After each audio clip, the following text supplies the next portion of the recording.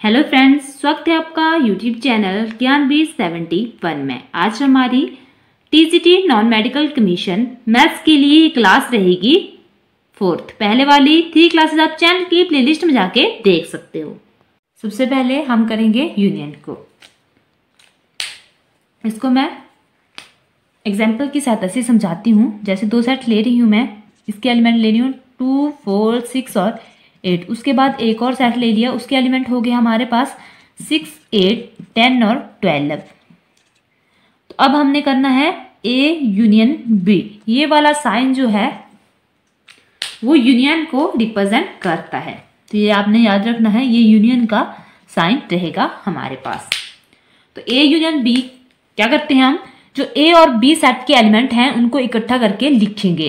पर शुरू में भी मैंने एक बात बोली थी, अब फिर से बोल रही हूँ, एलिमेंट्स को रिपीट नहीं करना है। जैसे बोलने के बाद क्या है मेरा, जैसे 6 और 8 इसमें भी है और 6 और 8 जो है बी सेट में भी है। तो हमने ऐसा नहीं है कि इनको लिखते ऐसे लिख देना 6, 8 एक बार, 6, 8 दूसरी बार, तो ऐसा नहीं करना है। सिर्फ हमने एक बार ही इनको लिखना है, एलिमेंट रिपीट नहीं करने हैं। तो कैसे लिखेंगे हम ए यूनियन बी को, देखिए 2 को लिखूंगी मैं, 4 को लिखूंगी, उसके बाद 6 और 8 इसमें भी है, 6 और 8 इसमें है, तो कॉमन ही लिखूंगी मैं। तो 6 और 8 उसका 10 और 12। ये जो कॉमन हमारे पास रिपीटेड एलिमेंट होते हैं उनको हम बार बार नहीं लिखते हैं, सिर्फ एक बार ही लिखेंगे।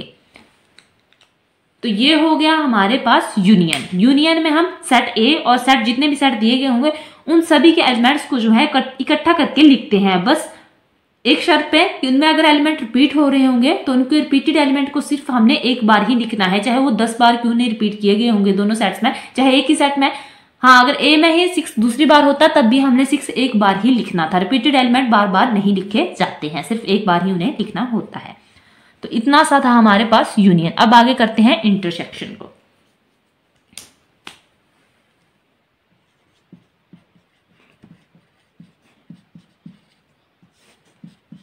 इंटरसेक्शन को भी मैं इसी एग्जाम्पल पे समझा देती हूँ। जैसे पीछे हमने एग्जाम्पल लिया कि हमने 2 सेट लिए, एक एलिमेंट है 2, 4, 6 और 8। बी सेट है, उसके एलिमेंट रहेंगे हमारे पास 6, 8, 10 और 12। तो इंटरसेक्शन में हम सिर्फ और सिर्फ कॉमन पार्ट को ही लेते हैं। जो दोनों में कॉमन एलिमेंट होंगे हम सिर्फ उनको ही लेंगे, बाकी हमने किसी को नहीं लेना है। हमने सिर्फ कॉमन पार्ट ही उठाना है इन दोनों का।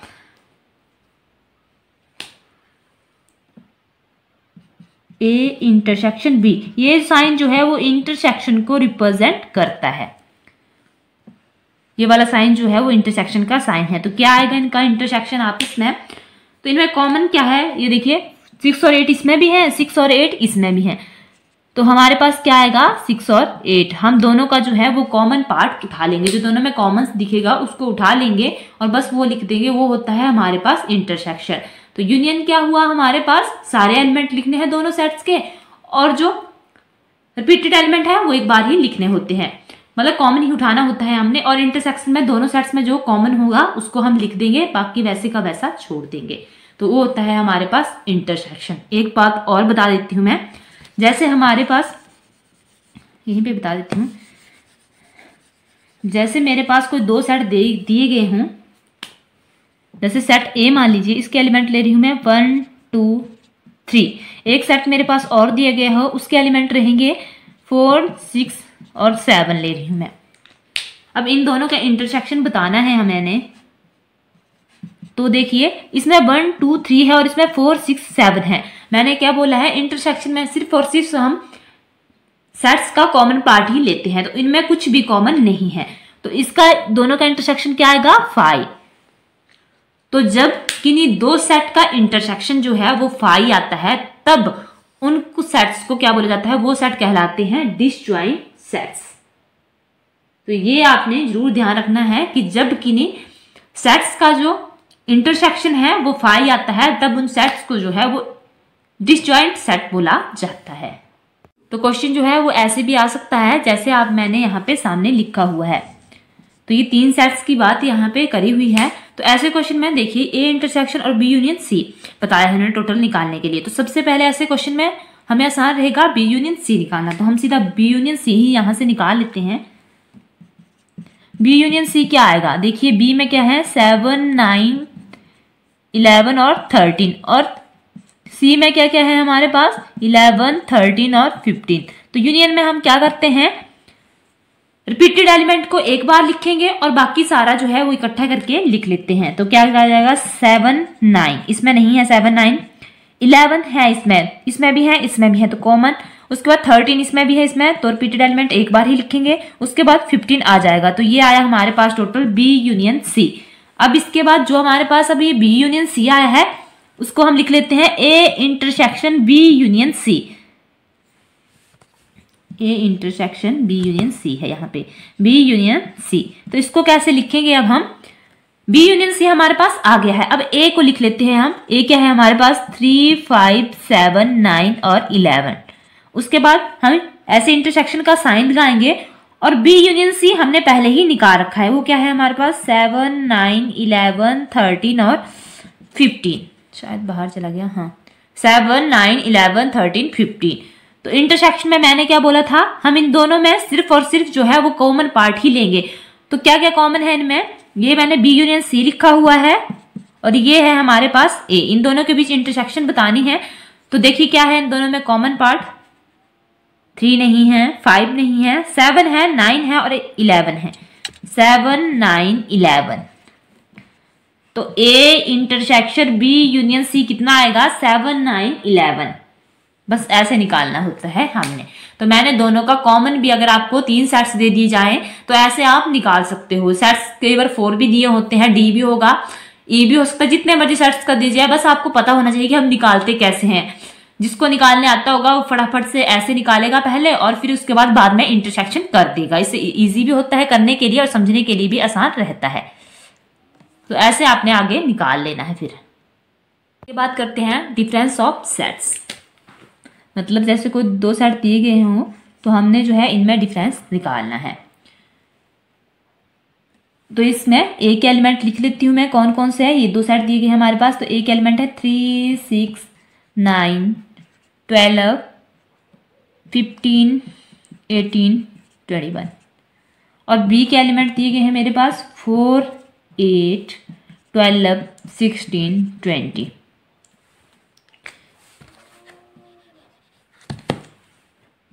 ये अब हमने क्या करना है, डिफरेंस निकालना है, a माइनस बी निकालना है।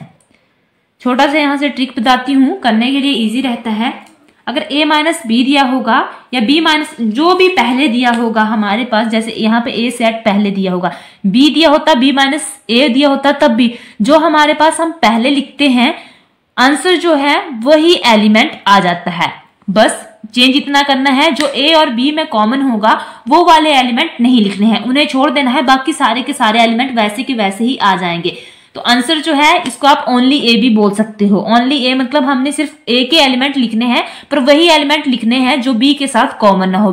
कॉमन छोड़ के बाकी सारे लिख देने हैं। जहां पे आप ऐसे देखिए, यहाँ पे है जैसे 3 नहीं 6 9 12, 12 जो है यहाँ पे भी है और 12 ही यहाँ पे भी है। दोनों में 12 12 है हमारे पास। बाकी सब अलग अलग एलिमेंट हैं आपस में, कोई भी बाकी नहीं मिलता जुलता है। तो जो इन दोनों में कॉमन, जो इनमें कॉमन होगा ए बी में, उसको हमने छोड़ देना है और बाकी जितने भी एलिमेंट ए के होंगे वही हमने लिखने हैं। तो इसका आंसर क्या जाएगा, इसका आंसर आएगा हमारे पास 3, 6, 9, 15, 18 और 21। 3, 6, 9, 15, 18, 21। तो ये क्या है हमारे पास, ओनली ए है, कॉमन को छोड़कर। ऐसे निकालना होता है। एक और बता देती हूं मैं यहीं से आपको, जैसे b माइनस ए ही दे दिया गया होगा, क्योंकि उल्टा भी दे सकते हैं, कैसे भी दिया होगा आपने निकालना है। जैसे यही ले रही हूं मैं पूरा का पूरा क्वेश्चन, बस मैंने उल्टा लिखना है। हमने क्या निकालना है, पहले निकाला a माइनस बी और अब निकालना है b माइनस ए। तो b माइनस ए में मैं क्या करूंगी, ओनली b लिख दूंगी यहाँ पे, और बस सिर्फ वही एलिमेंट यहाँ पे नहीं लिखूंगी जो b के साथ कॉमन होगा, बाकी सारा का सारा वैसे ही लिख दूंगी। तो यहाँ पे देखिए दोनों में कॉमन क्या था, क्वेश्चन तो एक ही है, पुराना ही कर रहे हैं हम। तो दोनों में कॉमन क्या है, 12। तो यहाँ पे 20 शुरू में है तो सिर्फ मैं b के एलिमेंट लिखूंगी 4, 8। बस शर्त एक है कि हमने कॉमन वाला, जो दोनों में कॉमन होगा वो वाला एलिमेंट नहीं लिखना है। तो 12 नहीं लिखूंगी, 16 और 20 यही इसका आंसर आएगा। तो इसको आप ओनली बी भी बोल सकते हो कि हमारा आंसर जो है वो ओनली बी ही आएगा। बस कॉमन यहाँ पे छोटी सी बात याद रखना, आएगा सिर्फ शुरू वाला ही, जो हमने शुरू में सेट लिया होगा बस उसमें हमने कॉमन को छोड़ देना है, जो दोनों में कॉमन होगा वो नहीं लिखना है हमने, बाकी सारे का सारा जो भी शुरू में दिया होगा उसके ही एलिमेंट लिखने हैं कॉमन को छोड़ के। तो मैंने बार बार इस पे काफी जोर दिया कि शुरू में जैसे a माइनस बी दिया गया हो, b माइनस ए दिया गया हो, लिखना हमने शुरू वाला ही है जो शुरू में दिया गया हो, जैसे ये हमारे पास शुरू में दिया गया था, तो वही आंसर में आएगा। बस उसमें से जो एलिमेंट कॉमन होंगे अगले के साथ वो छोड़ देने हैं, बाकी आंसर वही का वही ही आएगा। तो आई होप आपको समझ अब आ गया होगा ये वाला क्वेश्चन कैसे करना है। हम आगे करते हैं कॉम्प्लीमेंट ऑफ ए सेट। तो जब हम कॉम्प्लीमेंट निकालते हैं किसी सेट का, तो उस केस में हमारे पास हमें एक यूनिवर्सल सेट दिया होता है जिसको हम यू से रिप्रेजेंट करते हैं। तो यहाँ पे हम उस प्रकार का क्वेश्चन कर ही लेते हैं, कॉम्प्लीमेंट निकालेंगे यहाँ पे। तो इस सेट में दिए गए हैं 1 2 3 4 5 6 8 और 9। उसके बाद हमें सेट एक और दिया होगा ए, तो उसके एलिमेंट है 1 2 3 और 4। अब हमें बोला है कि ए कॉम्प्लीमेंट निकालो। तो ए कॉम्प्लीमेंट को या तो हम ऐसे लिखते हैं, इसको सी को जो है वो कॉम्प्लीमेंट को रिप्रेजेंट करता है, या फिर ए कॉम्प्लीमेंट हम ऐसे लिख देते हैं, दोनों एक ही बात है। तो ये आपने याद रखना है कि हम ऐसे इनको लिखते हैं। अब हमने अगर ए कॉम्प्लीमेंट निकालना हो तो हम क्या करेंगे कि जो यूनिवर्सल सेट होता है उसमें से ए को माइनस कर देंगे। इसमें कौन कौन से हैं, यू में लिखे हैं हमने 1 2 3 4 5 6 8 और 9, ये थे इसके बीच में, और ए सेट है हमारे पास 1 2 3 और 4। अब जब हम u माइनस ए करेंगे तब हमारे पास ए कॉम्प्लीमेंट निकल जाएगा। तो जब हम इसमें से इसको माइनस करेंगे तो हमारे पास क्या बच जाएगा, 5 6 7 8 9। ऐसे निकलता है हमारे पास किसी भी सेट का कॉम्प्लीमेंट। तो ऐसे निकालना होता है हमने कॉम्प्लीमेंट। तो मुझे लगता है अब तो आपको समझ आ गया होगा। वहां पे ऐसा क्वेश्चन अगर आएगा तो यूनिवर्सल सेट आपके पास दिया होगा और दूसरा सेट भी आपके पास दिया होगा जिसका आपने कॉम्प्लीमेंट निकालना है, और बोला होगा कि इसका कॉम्प्लीमेंट निकालो। तो क्या करना है, उस u में से जो सेट दिया होगा वो माइनस कर लेना, जो माइनस करके लास्ट में बचेगा वो हमारे पास वो कॉम्प्लीमेंट होगा, उस सेट का कॉम्प्लीमेंट होगा। ठीक है, अब इसके मैं आपको कुछ फार्मूले भी बता देती हूँ। कर रही हूँ यहाँ पे कॉम्प्लीमेंट लॉ। अगर हमारे पास ए यूनियन ए कॉम्प्लीमेंट दिया गया हो तो जो है वो यू के बराबर आता है, मतलब यूनिवर्सल सेट के बराबर आता है।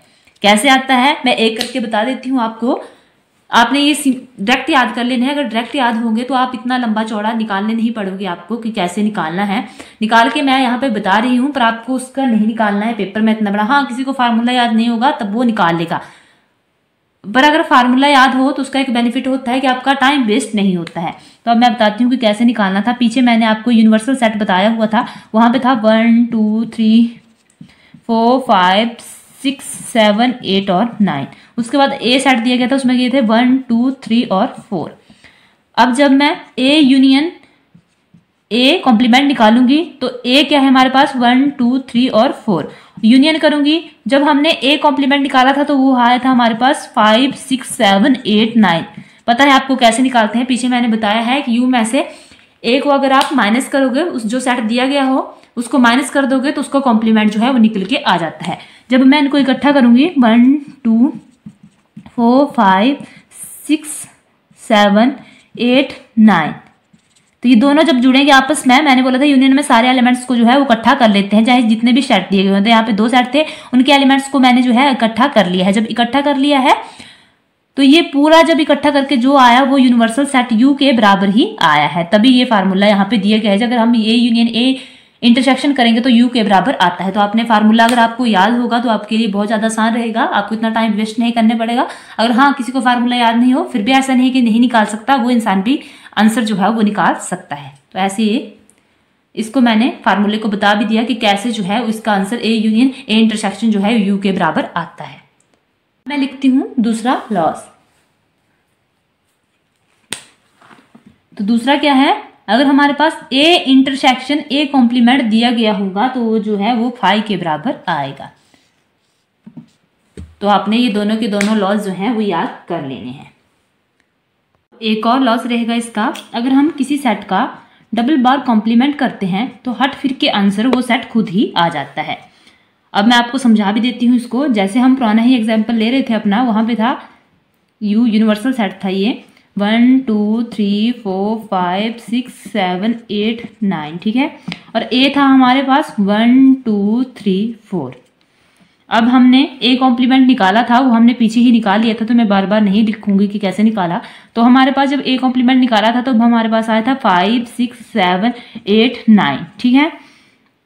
अब ए का ये जो ए कॉम्प्लीमेंट है इसका फिर से कॉम्प्लीमेंट निकालना है, तो क्या करेंगे हम, फिर से u माइनस ए कॉम्प्लीमेंट करेंगे यहां पे। तो अब u था हमारे पास 1 2 3 4 5 6 7 8 9 और माइनस में कर दूंगी ए कॉम्प्लीमेंट क्या आया है हमारे पास 5 6 7 8 9। तो अब क्या आंसर आएगा इसका, तो ये आएगा 1 2 3 4। बस 1 2 3 4 ही इसमें बाकी बचेंगे। तो आप देख सकते हैं कि ये जो पहले हमने ए सेट कॉम्प्लीमेंट किया, फिर इसका फिर से कॉम्प्लीमेंट किया, जब हमने डबल बार कॉम्प्लीमेंट करा तो उसका आंसर जो है हमारे पास ए ही आ गया 1 2 3 4। देखिए ये भी 1 2 3 4 और ये भी 1 2, मतलब वो सेट खुद ही आंसर में आ गया लास्ट में। तो जब भी हम डबल बार कॉम्प्लीमेंट करते हैं तो आंसर वो सेट खुद ही निकल के आता है। ऐसे ये हमने सॉल्व किया, ये आप देख सकते हो, ये किया और ये जो है इस ए के बराबर ही आया है। तो ये वाला लॉ हमने अभी किया, इसका नाम होता है law of double complementation. Friends, video अच्छी लगे तो वीडियो को लाइक करना, शेयर करना और चैनल को सब्सक्राइब करना ना भूलना। धन्यवाद।